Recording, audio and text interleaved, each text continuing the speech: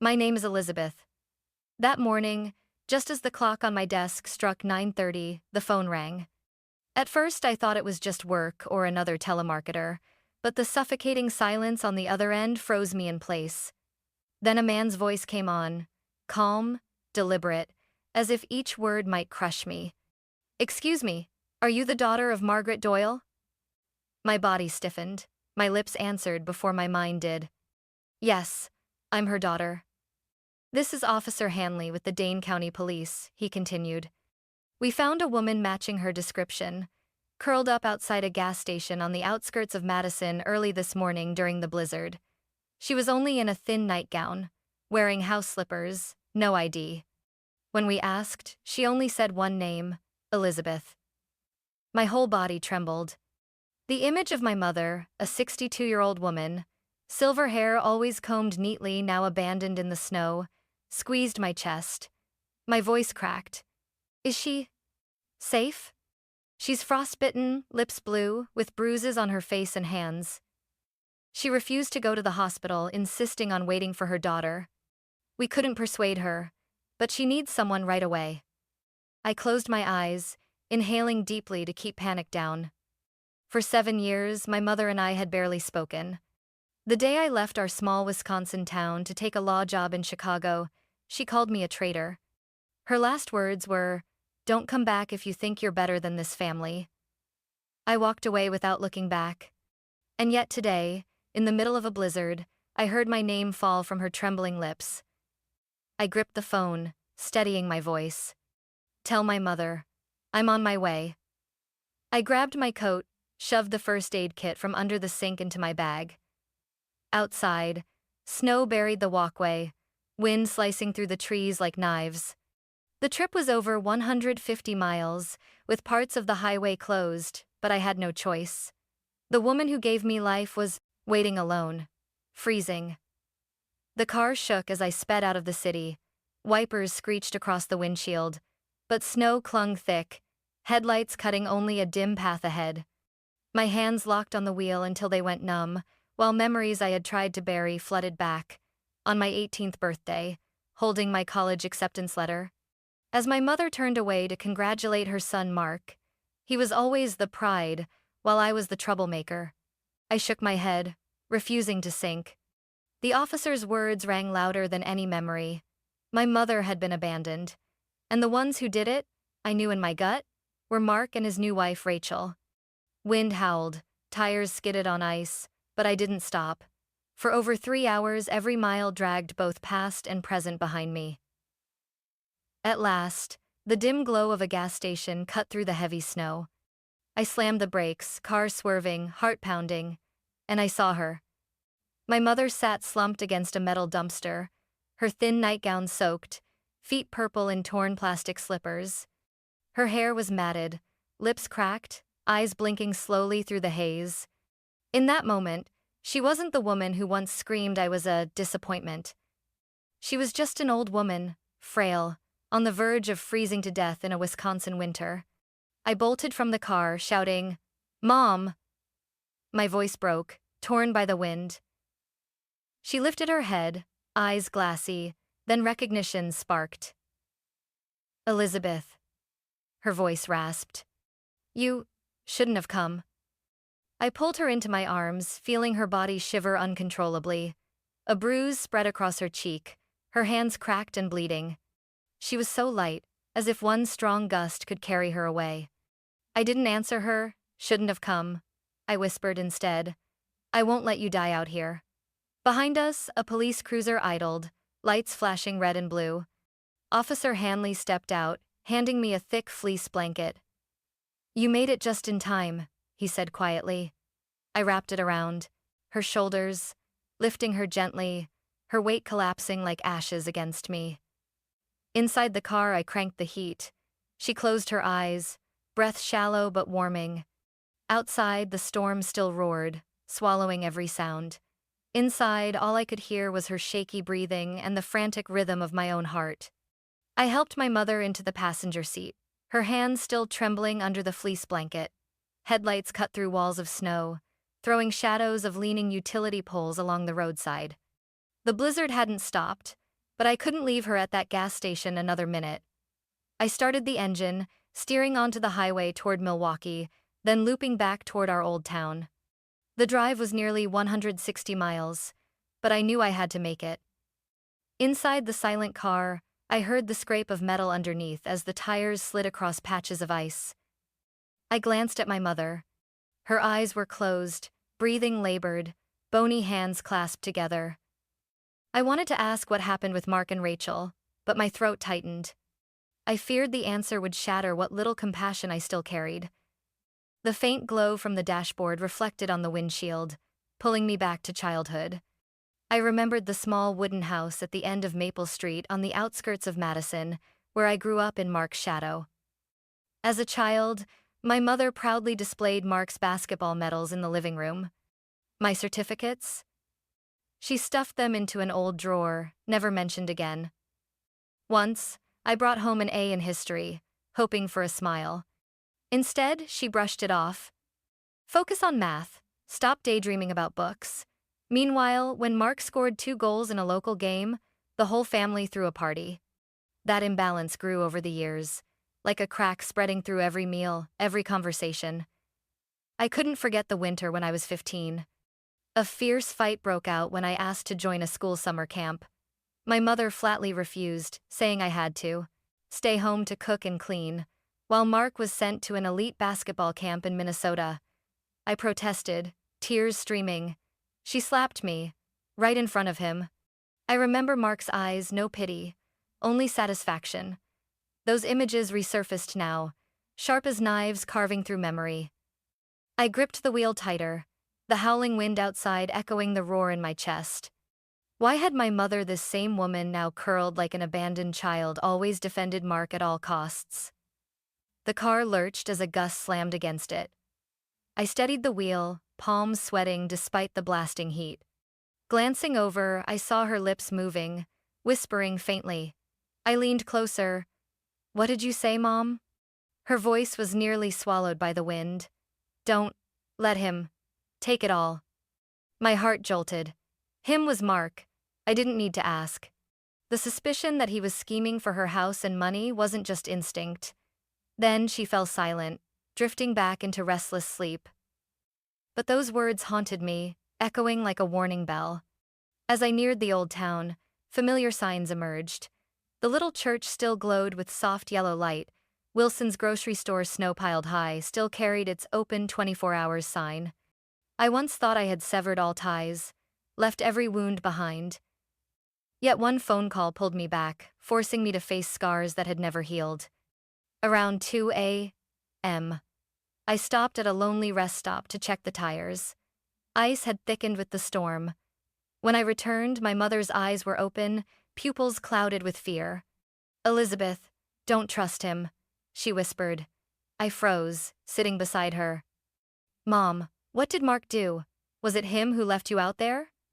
She turned away, tears streaking down her cheeks. "I didn't want you involved, but you need to know. He didn't just take the house, he wants everything." I wanted to press further, but she slipped back into fragile sleep, breath thin as thread. I tucked the blanket closer, fury and dread tangling inside me. As the car rolled on, I faced a bitter truth. I was returning to the very place that had rejected me, not for reconciliation, but to uncover just how far this family had rotted. And this time, I swore I wouldn't run. Outside, snow pelted the windshield, each flake striking as if to erase the road ahead. But I knew. This road was the path back into the family's hell, where Mark and Rachel waited, and I was ready to walk straight into it. I drove through the empty streets on the outskirts of Milwaukee, searching for a place where my mother could rest. The clock read nearly 4 a.m., snow still blanketing the low rooftops. After more than 10 miles fumbling through the storm, I stopped at a shabby motel, its neon sign flickering, "Rooms available." I helped my mother inside. She could barely stand. The night clerk stared but said nothing, only took my ID and handed me a key. The room was small, reeking of bleach. I eased my mother onto a squeaky twin bed, pulling a worn brown blanket over her shoulders. She trembled, vacant eyes fixed on the ceiling. I poured her a cup of warm water from the kettle, but she only wet her lips before turning away. A bruise spread across her left cheek like spilled ink. My throat tightened. I pulled out the first aid kit, sat beside her. As I wrapped her wrist, she winced, her whole body stiffening. I whispered, "Mom, what happened?" She stayed silent, biting her lip until it bled. I was about to step back when her old flip phone buzzed. The battered thing, a decade old with a loose hinge, lit up. One voicemail. I glanced at her. She shut her eyes, pretending to sleep. My chest sank heavy, but I knew I had to listen. I pressed play. A man's voice spilled out, low and chilling. Too familiar. "You're embarrassing me. If you keep this up, I'll make sure no one ever finds you." It was Mark. My brother, the family's golden child, now threatening our own mother with ice-cold cruelty. My hands shook, gripping the phone. Memories surged. At 16, Mark shoved me to the floor, blood pouring from my nose. Mother hadn't comforted me, she barked. "Elizabeth, what did you do to make your brother so angry?" That sentence had buried justice in our family. And now his voice returned, no longer aimed at me, but at her. I stepped onto the balcony, inhaling sharp winter air to keep from screaming. Snow coated the railing, wind slashing my face, but nothing could calm the rage boiling inside. When I went back in, she was watching me. "What did he do?" I asked bluntly. She averted her eyes, voice raspy. "Mark didn't mean it. I just said the wrong thing." I bit down hard, holding back fury. "Mom, no one leaves another person to freeze by accident. No one makes threats like that without intent." She shivered, muttering in half-sleep. "Don't let him take it all." I gripped her hand. "Take what, Mom?" After a long pause, she whispered. "The house, and the accounts. I signed. Everything over." My chest crushed. "Signed? When?" "Last month," she stammered. "He said I wasn't capable of managing anymore. Promised he'd cover bills, medicine." I was tired. I believed him. Her voice cracked, part shame, part plea for forgiveness. I leaned back, hands on my head. The pieces formed a chilling picture. Mark hadn't only abandoned her, he had stripped her of home and money. A ruthless, calculated scheme. I turned to her, voice firm. "Mom, you're not alone. I won't let him destroy you again." Her red-rimmed eyes welled. "Elizabeth, don't fight him. You don't know what he's capable of." I held her hand tighter. "I know exactly what he's capable of. That's why I won't back down." Outside, the wind howled, as if warning of another storm, not of snow, but of truths ready to erupt. I looked into her eyes, catching a flicker caught between fear and hope. I understood. From this moment on, I was in a battle I couldn't walk away from. Then my phone buzzed in my pocket. An unknown number flashed. I swallowed hard, answered. A woman's voice slid through, sweet yet sharp. "Elizabeth, don't bring this on yourself. Let it go." "Rachel," Mark's wife. Her tone silky, almost pleasant, but every word carried menace. I waited a beat, then replied, steady. "You should pray I stay quiet, because the moment I speak, this whole town will hear the truth." I ended the call, my hands still shaking but my eyes clear. The blizzard outside still raged white, but inside me, resolve burned bright. I would not let Mark and Rachel destroy our mother any longer. I would drag every secret they buried into the light.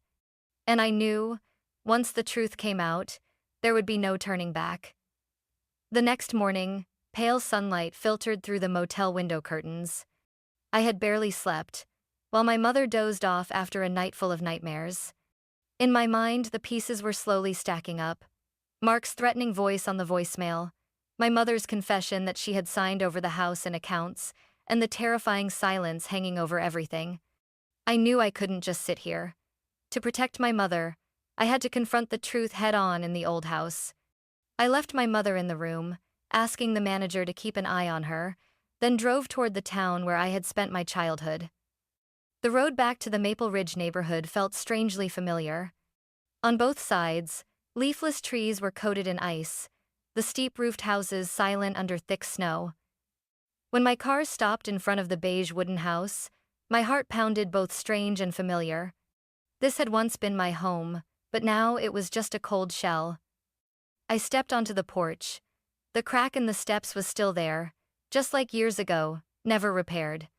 The door opened, and Rachel appeared. She wore a silk robe, holding a coffee cup, her eyes mixing disdain and self-satisfaction.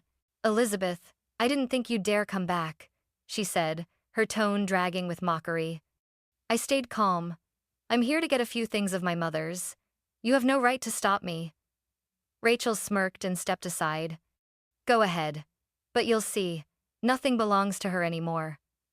I walked in, and the first thing that hit me froze my blood. The hallway walls were packed with photos of Mark. Mark in kindergarten, Mark in his basketball uniform, Mark on his wedding day with Rachel, and then their daughter Emily at every age. Each frame carefully mounted, hanging in perfect lines like its own exhibition. I scanned the walls, looking for any trace of myself.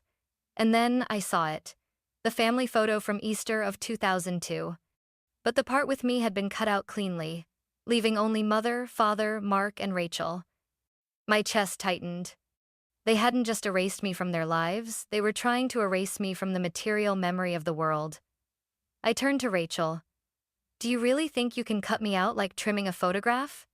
She shrugged. "Honestly, you never belonged here. You walked away, left mother to fend for herself. Mark is the one who carries the weight. She's confused now, forgetful. Whatever she says, no one believes it." I looked her straight in the eye. "If she's really confused, then why did you make her sign those papers?" Rachel faltered for a moment but quickly regained her composure. "We were just helping her manage things. The house and accounts now belong to Mark. Everything is legal." I didn't respond, just stepped closer to the table near the living room. A stack of papers lay there, half covered by a magazine. I pulled one out, reading the bold heading at the top, "Property transfer record completed." The signing date was exactly 6 weeks ago. My mother's scrawled signature was clear, next to Mark Doyle's name. A chill ran down my spine. The evidence was undeniable. My mother had lost everything to my brother. I quickly snapped a few photos and tucked my phone into my pocket. Rachel crossed her arms, her tone sour. "What are you planning to do with those pictures? Prove that the girl who walked away 7 years ago suddenly came back to claim her rights?"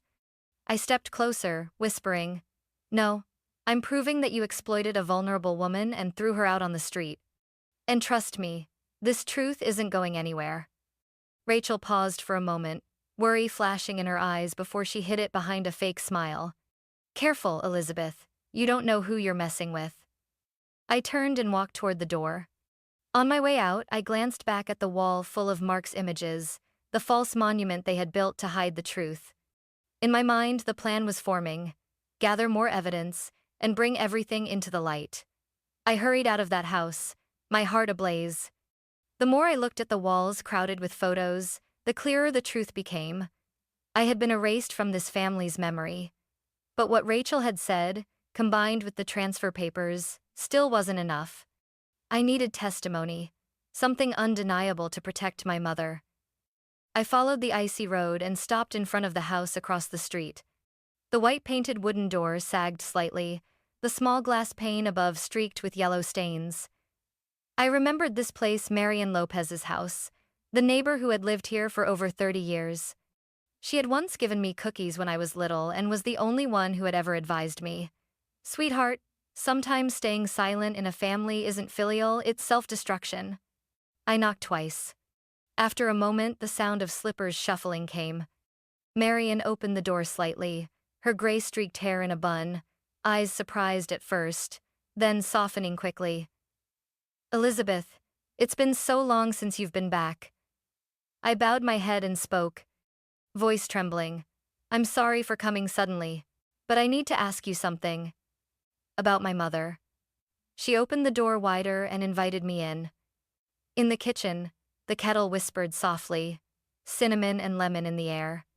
I sat at the wooden table, hands tightly clasped. "Mrs. Marian, the night my mother was left out in the cold, did you see anything?" Her eyes flickered with sorrow. She set the teapot down, speaking slowly. Yes, I saw. Around 9 p.m. I was tidying the kitchen when I heard a quarrel from next door. Unlike before, this time it was loud and prolonged. I leaned forward, heart pounding. What did you see? She swallowed and whispered. I looked through the window. Your mother was staggering, a red mark on her cheek. Mark was standing at the door, and Rachel crossed her arms right behind him. Then the door slammed hard.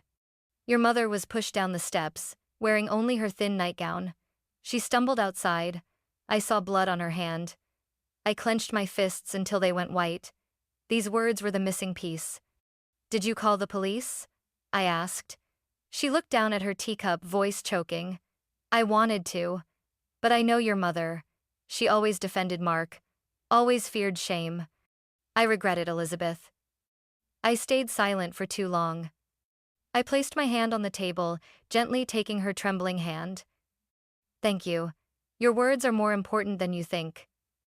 Leaving Mrs. Marion's house, I didn't go straight home but looped around to the backyard of my old house. Snow pressed under my shoes, wind cutting across my face, but I didn't feel the cold. The back door was still loosely locked like before. I slipped inside, carefully stepping down to the basement where my father had kept old electronics. A memory flashed in my mind. Mark had once installed a baby monitor to watch their daughter, then later discarded it. I rummaged through plastic bins and tangled cords until I found a small white camera, thick with dust. I flipped it over. The micro SD card slot was still there. My heart thudded. If it still worked, it could hold what they wanted to hide. I slipped it into my coat pocket and left before anyone noticed. Back at the motel, I hurriedly borrowed the front desk's laptop and inserted the memory card into the reader.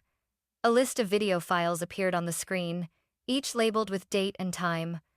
I scrolled and stopped at the file from the 14th of the previous month, the exact time my mother had been thrown outside. I opened the file. The image was blurry, the frame crooked but clear enough.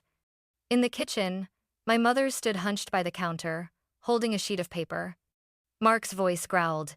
You should be grateful. I took care of everything and all you do is complain. My mother's voice shook. This is my account. How much have you taken? Suddenly, Mark stepped forward and slapped her hard. The dry crack echoed. She fell against the edge of the table, her head hitting the floor. I gasped, eyes glued to the screen. A few seconds later, Rachel entered the frame. She glanced at my mother, lying curled on the floor, then continued scrolling her phone, walking past as if nothing had happened. I bit my lip until it bled. This was no longer a story, no longer speculation. This was evidence. I copied all the video files to my external drive and backed them up to email. Closing the laptop, I looked at my mother sleeping deeply on the bed. My chest tightened. All these years, she had chosen to trust Mark over me, protecting him at every turn. But now, that image left no room for excuses. I whispered softly, almost as if promising myself, I won't let them destroy you again, Mother. This time, the truth will speak. Outside the window, the blizzard still raged, but inside me, a fire had ignited. I sat in the dim motel room, the light from the laptop screen reflecting on my weary face. The videos from the old camera kept looping in front of me. Mark's cold slap, the dry thud when my mother hit the floor, and Rachel's chillingly indifferent gaze. I knew I finally held something they couldn't deny. I started organizing everything. The threatening voicemails, the house transfer papers, Mrs. Marion's testimony, and now the video. I photographed everything, numbered each piece of evidence, and noted the date and time in detail. Every file I backed up in 3 places: an external hard drive, email, and cloud storage. After each backup, I exhaled sharply, as if laying each brick to build a wall protecting my mother. That night, I drafted a nearly 20-page report. I wrote clearly, leaving no detail out. How Mark controlled finances, how Rachel and he forced my mother out, the years of enforced silence. My mind burned, my hands stiffened over the keyboard. But for the first time in many years, I felt I was no longer the fragile child pushed to the sidelines. I was the keeper of the truth. The next morning, I called a law office in Dane County, where I had collaborated on a civil case before. A familiar female voice answered. Elizabeth? Long time no hear from you. I swallowed hard. I need to file an emergency petition for elder abuse, with evidence. Lots of evidence. Silence on the line for a few seconds, then a firm reply. Bring it in immediately. We'll arrange an emergency hearing. I drove nearly an hour to the county courthouse, leaving my mother at the motel under the care of the social worker I had arranged. Stepping inside, the winter chill outside couldn't compare to the cold indifference in the eyes of those who guard justice. But I did not tremble. I set the thick file on the clerk's desk, voice steady. This is evidence of abuse, financial coercion, and assault. I request the court to hold an emergency hearing and issue a temporary protective order for my mother, Margaret Doyle. The clerk glanced through the papers, frowning at the screenshots. She nodded. We'll present this to the judge right away. Just a few hours later, I stood in a small courtroom next to the representing attorney. No audience, only the judge, the clerk, and a single officer. My heart pounded, but I held my head high. The judge, a silver-haired woman with sharp, piercing eyes, flipped through the files.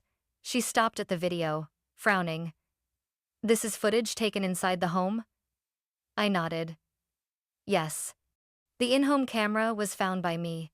It clearly shows Mark Doyle slapping my mother, causing her to fall, and Rachel Doyle present but deliberately ignoring it. The room went thick with silence. The judge tapped her pen lightly on the desk, then turned to the officer. I want the authenticity of this video verified immediately. The officer nodded, taking notes. I swallowed, summoning all my courage.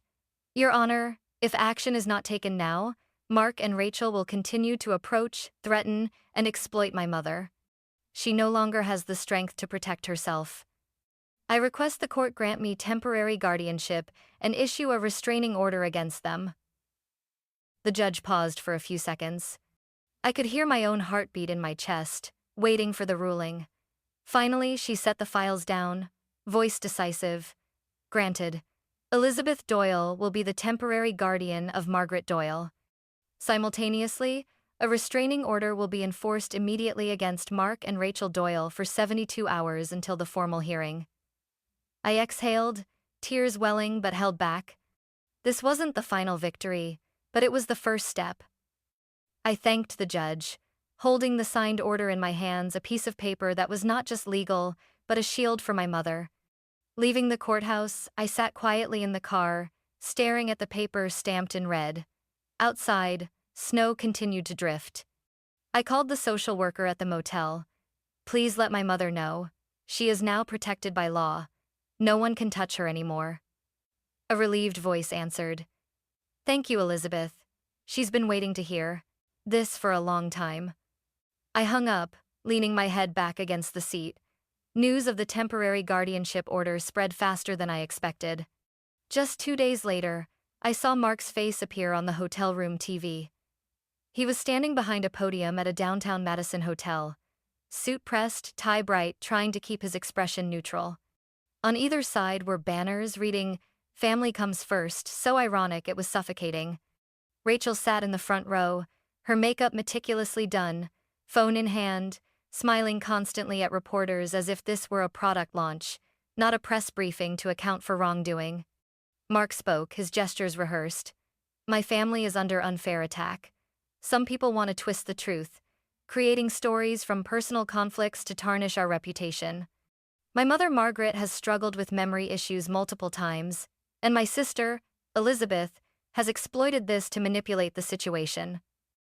Hearing my name, I gripped my coffee cup so hard the lid popped off, scalding liquid spilling onto my hand. He wasn't just denying wrongdoing, he was deliberately spinning a story, painting me as unfilial.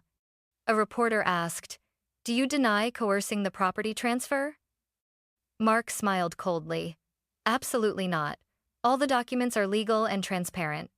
I was simply doing what any son would do, taking care of his mother financially." I stared at the TV, sarcastic. Taking care? By leaving her out in the snowstorm, without a coat, without shoes? Then, something no one expected happened. While Mark rambled on, the screen behind him flickered slightly. On the live stream, a small window popped up an alert showing a new file had been released. The reporters started murmuring, phones buzzing. A female reporter in the front row immediately turned on her speaker. "This is the recording that was just released. Mr. Doyle, your response?" Mark's voice rang from her phone, unmistakable. "She's just a burden. If needed, leave her out there, let the freeze handle it. Freeze her out." The room seemed to explode. Gasps, whispers, and chatter filled the air. Mark's face paled for a moment before forcing a smile. "That's edited, not real." But Rachel, sitting in the front row, suddenly went ashen. In a split second of unguardedness, the microphone picked up her teeth-clenched whisper. "I told you to delete that file already." The entire room froze. Cameras pivoted directly to her, capturing her horrified face with no time to hide it. In an instant, the perfect family image Mark had tried to project crumbled before the public. The live stream spread across social media, the recording shared hundreds of thousands of times within an hour, accompanied by the hashtag number #FreezeHerOut. People were outraged, comparing him to a son who abandons his parents, comments flooding in, "I've seen this happen in my own family." Unbelievable. A son saying that to his own mother? Overnight, the real estate company, where Mark served as director, announced his temporary suspension.